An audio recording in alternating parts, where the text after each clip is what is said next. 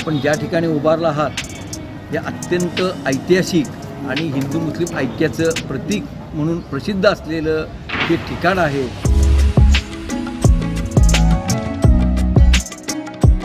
त्याचं कारण असं आहे की एवढा भव्य मोठा दर्गा, शेजारी मशीद आणि या ठिकाणी ह्या चौकटीवर गणेश आहे। याची फार मोठी परंपरा, ऐतिहासिक परंपरा याला लाभलेली आहे।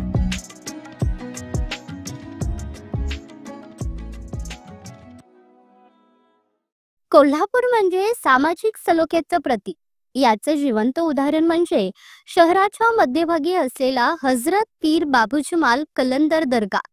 विशेष म्हणजे या दर्ग्याच्या मुख्य प्रवेशद्वारावर श्री गणेशाची प्रतिमा कोरलेली आहे। अंबाबाई मंदिरासमोर असलेल्या या दर्ग्यात हिंदू मुस्लिम बांधव मोठ्या संख्येने एकत्र येतात। दर गुरुवारी होणारा लंगर उत्साहात दोन्ही समाजाचा सहभाग हे दृश्य एकतेचा संदेश अधोरेखित करतं। सुमारे 15व्या शतकातील बहामनी काळात उभारलेला हा दर्गा आज शहरातील ऐतिहासिक, धार्मिक आणि सांस्कृतिक वारशाचं केंद्र ठरतो। विशेष म्हणजे गणेश उत्सवाच्या काळात दर्ग्याच्या प्रवेशद्वारावरील नृसिंह गणेश प्रतिमेसमोर दररोज अथर्वशीर्ष पठण आणि आरती केली जाते। सगळ्यात खास म्हणजे या ऐतिहासिक बाबू जमाल तालीम मंडळामध्ये मोहरम, शिवजयंती आणि गणेश उत्सव हे तिन्ही सोहळे एकाच ठिकाणी साजरे होतात। धर्म, संस्कृती आणि परंपरेचा संगम घडवणारा हा दर्गा खऱ्या अर्थाने कोल्हापूरच्या सलोख्याचा वारसा जपतो। समे कामान काम कामाय वयम कामेश्वरो वै श्रवणो ददातु कुबेराय वै श्रवणाय महाराजाय नमः। ओम स्वस्ति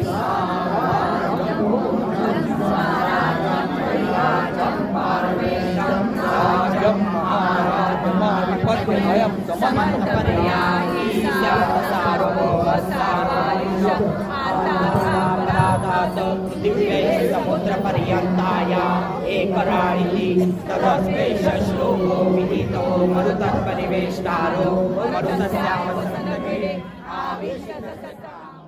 आपण ज्या ठिकाणी उभारला आहात हे अत्यंत ऐतिहासिक आणि हिंदू मुस्लिम ऐक्याचं प्रतीक म्हणून प्रसिद्ध असलेलं हे ठिकाण आहे।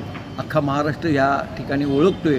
त्याचं कारण असं आहे की एवढा भव्य मोठा दर्गा, शेजारी मशीद आणि या ठिकाणी ह्या चौकटीवर गणेश आहे। याची फार मोठी परंपरा, ऐतिहासिक परंपरा याला लाभलेली आहे।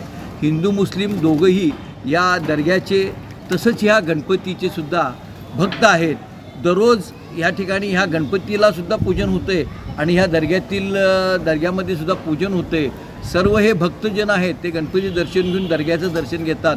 दर गुरुवारी इथं मोठा कार्यक्रम असतोय म्हणून याला हे ऐतिहासिक प्रतीक म्हणून, हिंदू मुस्लिम ऐक्याचं प्रतीक म्हणून हे प्रसिद्ध आहे।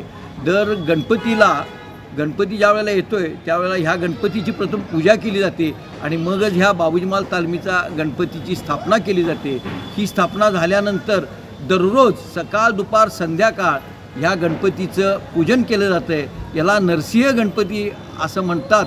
पुराणामधून फार ऐतिहासिक परंपरा ह्या नरसिंह गणपतीला आहे आणि दर गणपतीच्या वेळेला या ठिकाणी अथर्वशीष पठण आणि पूर्ण मोठा धार्मिक कार्यक्रम होऊन महाआरती ह्या गणपतीची केली जाते प्रत्येक गणपतीला।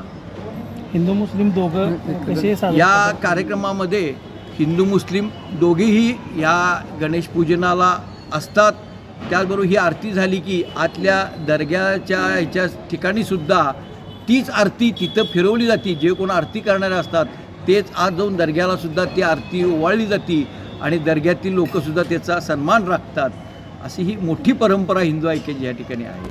बाबू जमाल दर्गा हा ऐतिहासिक दर्गा, ह्या दर्ग्यामध्ये हिंदू आणि मुस्लिम मिळून मोहरम असून दे, गणेश उत्सव एकत्र साजरा करतात आणि दर 32 वर्षानंतर गणेश उत्सव आणि मोहरम एकत्र येत असतो। तर दोन्ही तालमीमध्ये मोहरमचा पंजा आणि गणपतीची स्थापना केली जाते आणि आता 3 वर्ष झाले सलग ईद मिलाद आणि गणेशोत्सव एकत्र आलेला आहे।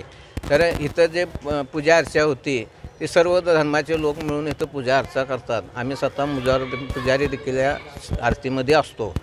तशाच प्रकारे ज्यावेळी मोहरममध्ये पीर बसतो त्यावेळी आमचे धार्मिक लोक पण तिथं पिराच्या ह्याला हजर असतात आणि हा धार्मिक एकोपा आता ईद मिलाद 3 वर्ष सलग आलेला आहे। तर आम्ही काय केलं की आपला गणेश उत्सवमध्ये ईदे मिलाद, साध्या ईदे मिलादून ईदचा जो जुलूस आहे तो नंतर साजरा केला. म्हणजे हा एकोपा आहे या कोल्हापुरात.